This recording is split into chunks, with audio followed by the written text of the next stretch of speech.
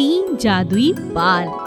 राधा एक बहुत ही खूबसूरत लड़की थी, जिसके काले और घने बाल देखकर हर कोई देखता ही रह जाता था। उसे एक वरदान भी था।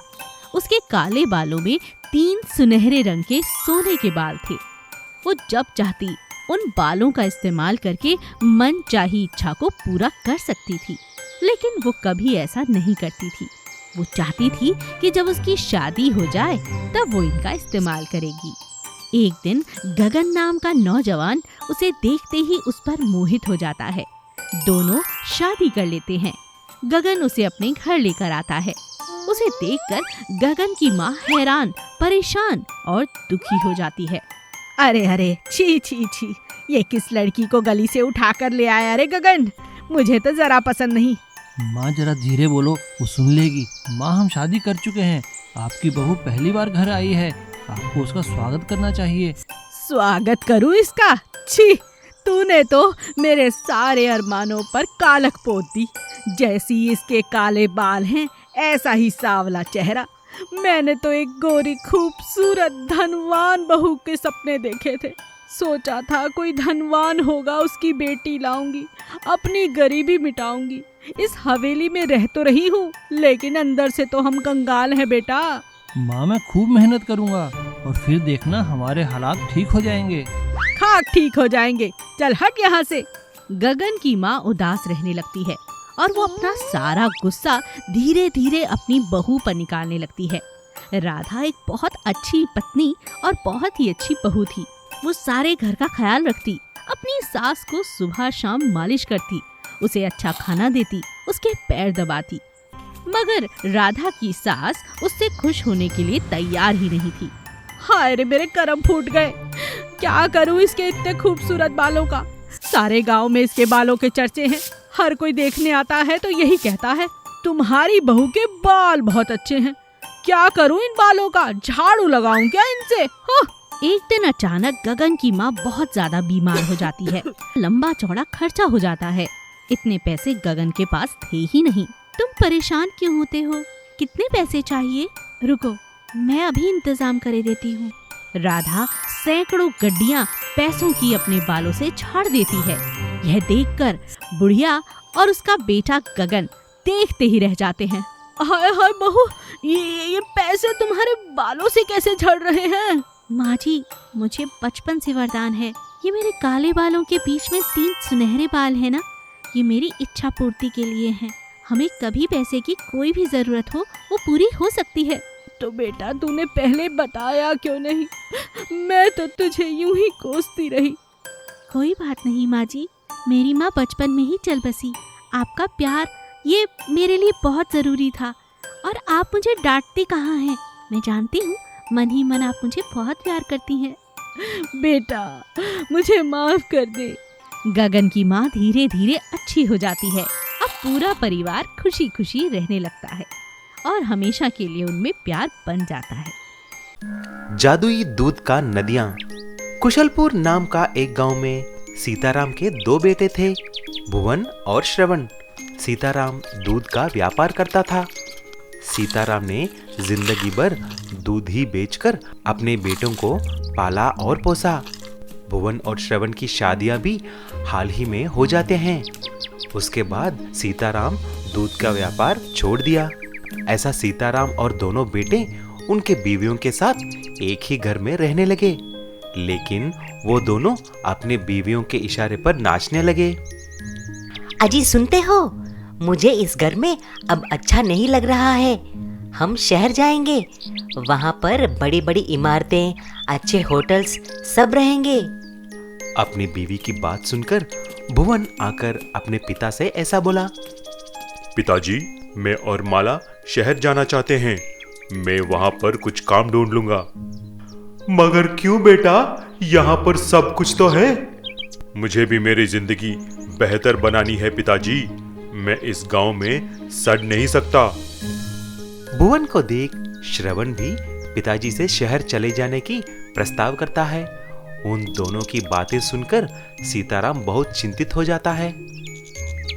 आप दोनों चले जाएंगे तो मैं यहाँ पर अकेला पड़ जाऊंगा। और मैं शहर आपके साथ नहीं आ सकता। वहां पर मुझे जमती नहीं है। शहर की हवा ही दुष्ट है बेटा। आप चाहिए तो चले जाइए, मैं इधर ही रहूंगा। आप बस अपना ख्याल रखिए, खुश रहिए। ऐसा दोनों बेटे शहर चले जाते हैं। सीताराम अकेले अकेले उस गांव में ही रहता है।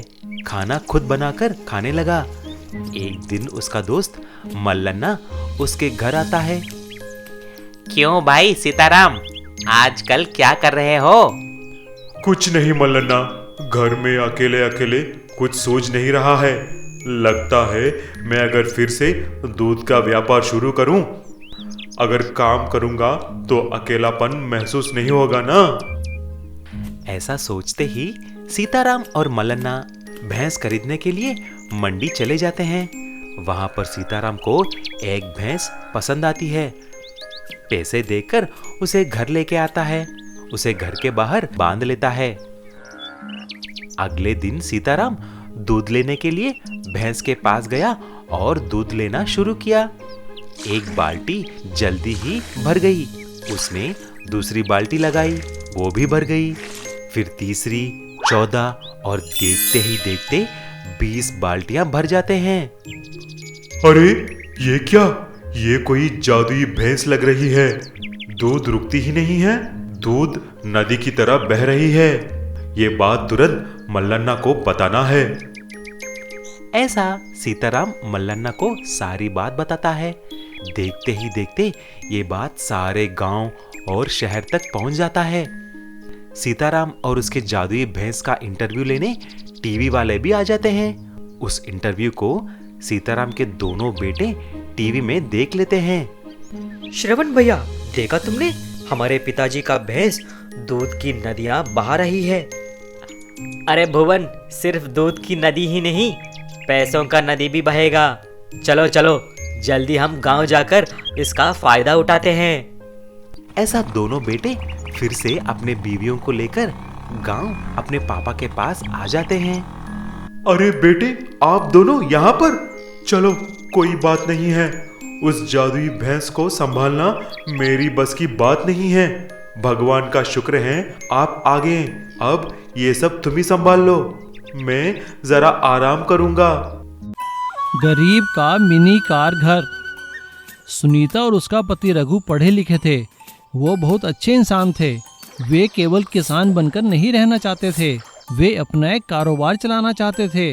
वे बैंक से लोन लेते हैं और एक घर बना लेते हैं और छोटी सी गाड़ी डाल लेते हैं। रघु अपनी गाड़ी खुद चलाने लगता है। वो बहुत मेहनत करता है। दोनों बहुत खुश होते हैं।